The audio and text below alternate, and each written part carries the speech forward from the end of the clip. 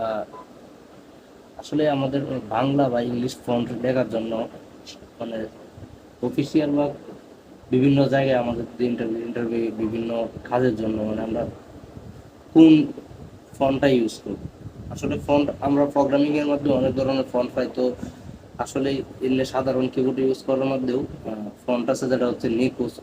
নিকোস একটা ফন্ট আছে, ওটা ইউজ করতে হয়। তো এটা কিভাবে আমরা সেট আপ করবো আমাদের কিবোর্ডে, এই জিনিসটা আমি আজকে আপনাদেরকে দেখাবো।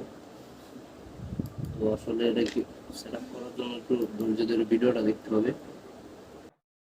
তবে হচ্ছে আপনার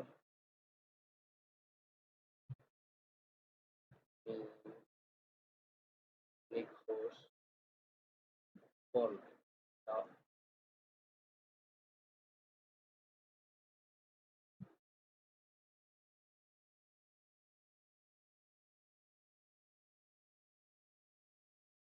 এর জন্য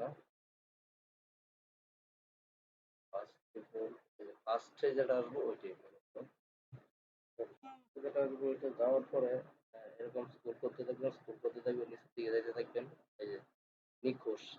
তো এটা যখন আপনি ডাউনলোড দেওয়ার দরকার পড়বে তখন ডাউনলোড বাংলা ফর্ম ক্লিক করলে ডাউনলোড হয়ে যাবে। ডাউনলোড হয়ে যাওয়ার পরে ডাউনলোড অপশনে চলে যাবেন। ডাউনলোড অপশনে চলে যাওয়ার পর যে নিখোঁজ ডাউনলোড হয়ে গেছে কপি করবেন এটা।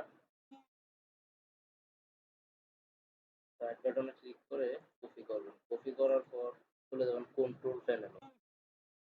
ল্যাপটপের সার্চ অপশনে যায় কন্ট্রোল প্যানেল দেখলে কন্ট্রোল প্যানেল চলে আসবে। কন্ট্রোল প্যানেল চলে যাওয়ার পর চলে যাবেন হচ্ছে ফন্টে। ফন্টে যায় এটা আপনার কন্ট্রোল ভি মারে দিবেন, মানে পেস্ট করে দিবেন। এরপর এটা যেকোনো জায়গায় ইউজ করার লাগে, যেমন আমি মাইক্রোসফট ওয়ার্ড ইউজ করবো। হ্যাঁ,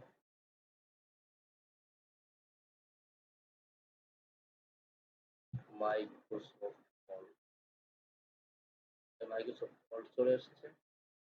কারণ আমি মাইক্রোসফট ওয়ার্ড এর ইউজ করবো। তো মাইক্রোসফট ওয়ার্ড ইউজ করার জন্য আমরা মাইক্রোসফট ওয়ার্ড কোনো কিছু লিখতে চাইতে আমরা যে জায়গা থেকে ফন্ট সিলেক্ট করি যে কোন ফন্ট দিয়ে লিখবো, তো ওই ফন্টে গিয়ে আমরা সরাসরি নিচের দিকে স্ক্রল করতে থাকি।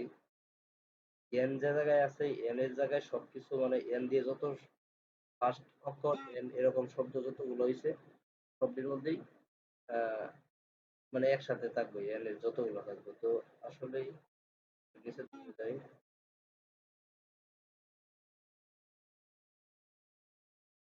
এই যে নিকোস, ওটা যদি আমি করি সিলেক্ট করে দিচ্ছি। এখন যদি আমি ফোন লিখি যে অন্যরকম ফোনটা মানে একবারে স্মুথ একটা ফোন, খুবই সুন্দর।